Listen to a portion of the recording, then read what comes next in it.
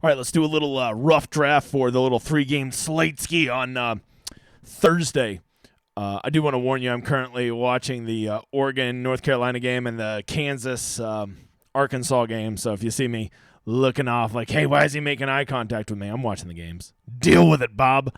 Still got some sweats going on. We just found out that Green is out for no fucking reason. Like, no one knew about it. I don't know how you keep it named that big. Like, no media outlet have it. So what are you going to do? This is the life we sign up for, guys. I mean, I'm telling you, don't play college football if you can't handle this. I have $2,000 in lineups today. Sanders went down. He was in all 3 of my lineups. I have Green in one of my lineups. He didn't even play. That's what we sign up for. It fucks some people, and sometimes it fucks us. That's what it is. So if that's going to stress you out, do me a favor. Don't play. Don't play. I don't mean that hatefully. I just mean like it's going to happen. You can't tilt. I've gotten to the point where how I tilt college football now is I just play tilt, right? Like I just say, Green got a touchdown, but I don't tell everybody it's the other Green, right? That's my tilting.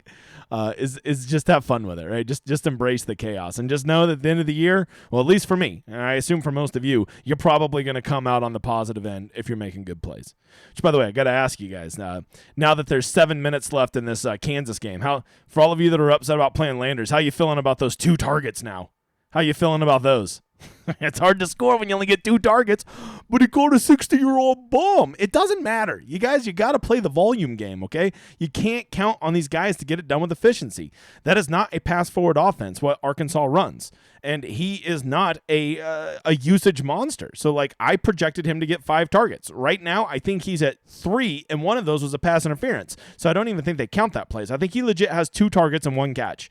Okay, yes, he's actually having a decent game on that 1 catch, but that's not the point. We're just playing the odds here, man. If you want to go with I have a feeling or I just knew that was going to happen, then go play GPPs, brother. Go play GPPs. Where's Daniels taking off? Go, you little speed. Oh, shit. Get up. Get up. Get up. He just got knocked the fuck out, and he got up like a little champion. Okay. I will shut up now. It's been a very busy day. I'm recording that PGA show. Did 3 of them today. Have another 3 to do tomorrow. Got a real big guest coming on. I'm pretty excited. Another one blew me off. He's dead to me. It doesn't matter. I think his content sucks anyways. We're going to break down the slate real quick. I'll be doing the stream tomorrow 1 hour before, just like we did today. A lot of sweaty bastards in there today. We'll be doing it. I believe lock is at 1 tomorrow, so we'll be doing it at noon. I will update the stone in the morning, make sure no news is broken or anything, and that will be the plan. Okay, my man? Let's do it. So this first game, Minnesota, Syracuse, Garrodi. You can see a 42-point total is just horrendous. It looks like Tanner Morgan's going to be back from Minnesota, and I don't know if he's going to play the full allotment of plays, if he's going to be in a rotation. I don't know, but I do know this, Bob. Stay the fuck away from these quarterbacks. You do not want to play Minnesota's quarterback. I don't even think in GPP it's viable. I don't even think it's viable in GPP, so don't do it, Bob. Don't do it. You're welcome. I think Ibrahim is the closest thing we have to a shoe-in and cash tomorrow. As you can see, you're not going to find any cash on here because there's so many guys out on this slate, it's almost impossible to really lock anybody down as cash. I think Ibrahim is going to be in a very good game script. We know he's an animal. We know they'll ride the shit out of him. They're going to want to win this game. I think he gets 25 touches, and Ibrahim at 25 touches is almost automatically 20 points, right? Almost automatically 20 points. So I'm playing him at cash. Notice I didn't mark him at cash over on FanDuel. 10.5 is pretty expensive over on FanDuel, but he's still probably as safe as it gets. Brevin Spanford, if you need a punt, he always gets his 5 targets. He gets 5 catches, 50 yards every game, I feel like. So if you want a punt, you can do that for cash. But honestly, man, I just don't want to play Minnesota fucking wide receivers or tight ends. Pass catchers is what I should say, right? I just don't want to play him. So I'm not going to. Syracuse, Garrett Schrader, no thank you. Wouldn't play him in a million years. He runs a little bit, he passes a little bit, and he doesn't do anything well. If you don't know, normally they have Sean Tucker, who is a badass running back, somebody we would definitely want to be playing today, but he is opted out. I think he's opted out. He's not playing. I know that much. And so I think LaQuint Allen is going to take over. We're guessing. We're projecting. A lot of projecting tomorrow. I'm going to definitely decrease my amount of cash exposure tomorrow. Because there's so much more projecting. More projecting on who's going to play is going to lead to more, hey, there's Pace Hour, is going to lead to more donkey dick picks getting there, because we're all kind of projecting, right? We're all kind of guessing. And you know me, I'm a volume guy, and when I can't 100% know the volume, that makes it a lot tougher, brother. Makes it a lot tougher. Wow, he really caught that. Sorry, this is terrible play-by-play announcing here by me. So, yeah, I think he almost there's about 4 guys like this on this slate that, like, you're going to have to pick the right ones. Do I know the right answer? I don't, Bob. I really don't. We're projecting. If he gets Sean Tucker's old role, he is the fucking nuts play tomorrow, but I don't know if he will. I doubt that he will.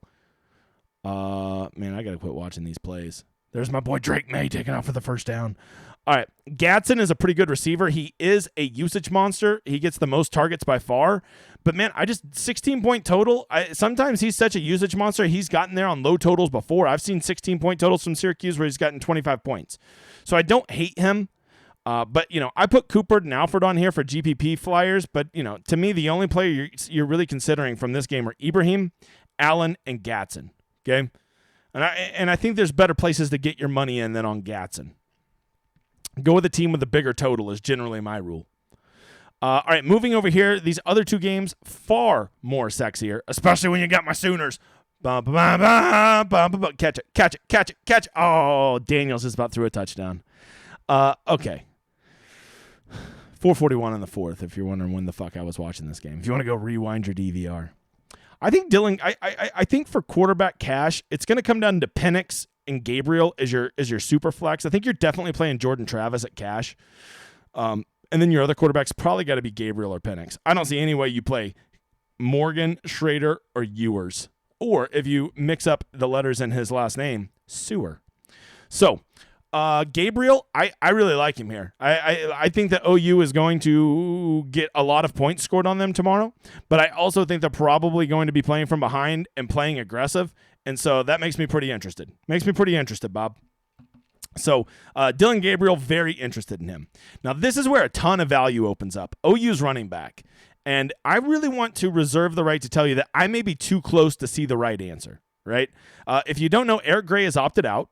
Marcus Major is still not back. And so it would appear that the true freshman, Javonte Barnes, who has really flashed, he's kind of been the running back since Major went down. He's been the number 2 behind Eric Gray. And he's actually pretty good. Like, he's pretty good. A lot of energy around him. To me, he's a lot like LeQuint Allen. He seems to check all the boxes at that price in a starting running back role in a good offense, right? But, you know, he is a freshman. We do got to worry a little bit about, do they trust him and all of the pass sets and all of that? These are legitimate concerns, right? And so, I don't know. I think Tawi Walker, he's a walk-on. I think he's going to get a little bit of run, but here's what I'm talking about being too close to the team. I have heard, because I'm on the OU message boards, I keep up with all that shit. I've heard Jalil Farouk, the wide receiver, has been getting a lot of run at running back, and they have packages just for him to run the ball. So I think Jalil Farouk is a sneaky play for GPPs tomorrow. I'm not telling you to go play him in cash, and he might not even be that good of a running back, but I'll tell you this, the dude can run. If you don't believe me, go back and watch the OU-Texas game. When OU didn't have a quarterback, they literally just ran the Wildcat with him at quarterback. The dude is like fucking aggressive running back. And if he's still going to have a little bit of pass game mixed in, if he's still going to have a little bit of receiving game mixed in, I think Jalil Farouk is really interesting. Marvin Mims, if you think OU is going to be playing from behind, his targets have been going up and up and up and up. I think OU is so happy he is playing. I see them really getting the rock to him. He's one of the guys I'm really considering for cash. I like him way more than Gadsden. Yes, I know he's $800 more, but just look at those totals, man. Just look at those offenses, man. Just look at those quarterbacks. Like, Dylan Gabriel is a much better passing quarterback than Garrett Schrader. So I like Mims. And honestly, Stoops and Willis are going to be on the field the whole damn time. So if you want to play them, this game is super stackable. Matter of fact, I just realized that this is probably my sneaky game. I might have forgot to mark this yesterday. And this is probably the game to target. Sorry about that. Live on the air. Over here for Florida State, Jordan Travis, lock and load. Just play him and forget it. Florida State has kind of had a committee all year, but the last game we saw Trey Benson really start to take over that running back role, and I think he might be, trending towards him being the leader and then just Tofa Feely getting the third down work.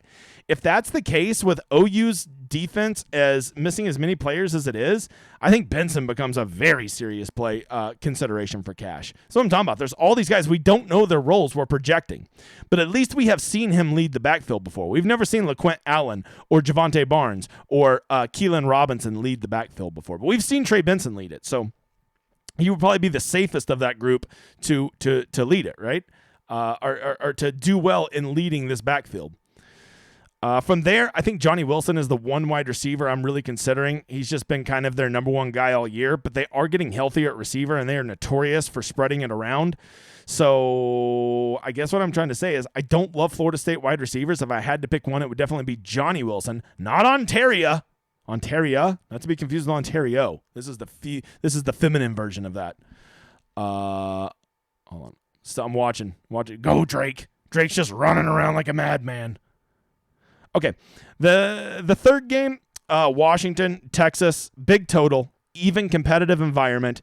Washington all year. Michael Penix offers no rushing, but Jesus, he's automatic 300 passing yards. Here's my rule all year, fade the shit out of Washington running backs. They're always overpriced. They split the carries almost 50-50, and it's a pass-forward offense. So, yeah, you can play those guys in GPPs and hope they vulture, but I don't even think you give them 1 second consideration for cash. My opinion, Bob. Wide receivers, they're stacked. Unduns and McMillan both had over 1,000 yards receiving this year. They're both awesome. Honestly, I think you got to play one of them at cash. I'm not sure which one. You probably just whatever one will fit, right? If you have 7,300, I guess go O'Dunes, all things being equal. But if you only have 7,100 in that last spot, I don't think you lose much sleep playing McMillan. And honestly, if you wanted to play them both, I don't even hate that much, right? It's just, but the problem is if you're going to play those two, you probably want to play Penix, and now you have, what is that, $23,000 of your cash lineup locked up into 3 guys. Man, they got to really produce to pay that price off, right? You get a couple rushing touchdowns, or Polk gets a touchdown or 2, that really starts to counterfeit your guys. So that's why I kind of like just one of them at cash. And, I'm not opposed to Michael Penix. I think if Gabriel and Penix are the other 2 guys that you're really considering for cash. Polk is a pretty good play. He's definitely their 3rd wide receiver. And then Westover's their tight end. And if nothing else, the big guy's on the field. Okay, he's kind of like Span Ford. I guess if you just want a cheapy wide receiver, that's the place to go. But for me, this is a cheapy running back slate. Let's pay up at receiver and quarterback. That's where I'm at on this one, just looking at him. Lastly is Texas. I think Quinn Ewers fucking sucks. I've faded him all year at cash game. People still keep playing that dumbass. He doesn't run. He is inefficient as fuck. He's just not a good DFS quarterback. As soon as I say that, he'll have 35 points tomorrow. But, he's just not a good fantasy quarterback. He's not a good fantasy quarterback. I'm sorry. He's like Baker Mayfield. I love Baker Mayfield. He's not a good fantasy quarterback. He had the game of his life the other day, and it still wasn't very good. Running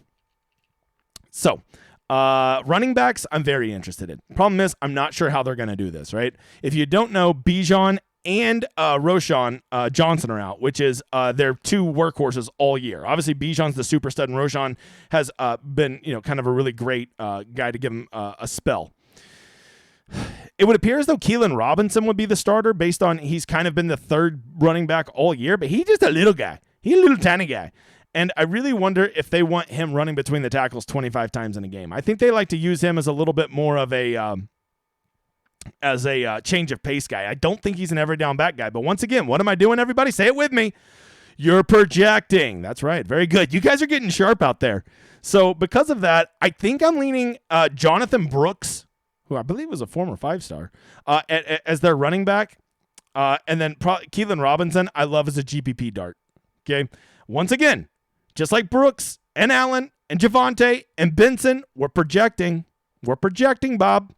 But I will tell you, my cash lineup will almost certainly have Ibrahim, and then it will have 2 of these cheap slap dicks. That's what it's going to have. If you don't like it, I don't care. All right, lastly, their wide receivers. I actually think Texas has one of the more appealing wide receiver groups, even though their quarterback fucking sucks and is inefficient. Old Sewer himself. Those 3 guys never leave the field. It's always Xavier Worthy, Jadavion Sanders, and Jordan Whittington out there. And when you're on the field all the time, a wise man once told me that's how you score points, right? And so because of that, they're all fairly priced. I do think Jadavion Sanders is getting just a hair high. $5,500 for a tight end. That's pretty steep, Bob. That is pretty steep. Oh, no, it's Landers. I talked shit too soon. He caught another bomb. When the game's over, he catches a bomb. Look at the slapdicks get there. I'm going to go play a guy who gets 3 targets and then brag about 17 points. Dumbasses. Okay, whatever. I'm just tilting. Live on the air, tilting. Except I'm recording this. Deal with it. Deal with it. Landers. Let the slappies get there. And he crossed 100 yards. 2 catches for 100 yards. Let the slappies get there. Let the slappies get there. So bad. I played a guy in my cash lineup who got 3 targets, and I paid $5,800. You'll know. I mean, you just don't get it. You don't get it. That's okay. I'm tilting because I'm going to lose on that one today. But what I'm not tilting about is in the long run, I want people to make those plays, right? It's like the guys who call on a belly buster straight and they hit it. I get mad in the moment, but then I realize, wait a second, that's what I want. So it is what it is. I mean, Landers was probably my 7th favorite wide receiver today, but that means there was 6 other guys that were better cash plays than him. Jesus, Drake. Okay. So there you go. I think that's the breakdown. Enough of me tilting. 3-game slate. This is just the rough draft. I'll do it again in the morning. Good luck making your cash lineup. I encourage you to just embrace all the chaos. You know we're going to get some bullshit injuries. You know we're going to have guys who get 3 targets, get 100 yards. I'm still tilting. So there you go. That's it. We'll be back doing the stream tomorrow. Have any questions ready? We'll keep rocking on. I hope you guys get there tonight. So that's it, man. I'll talk to you guys later.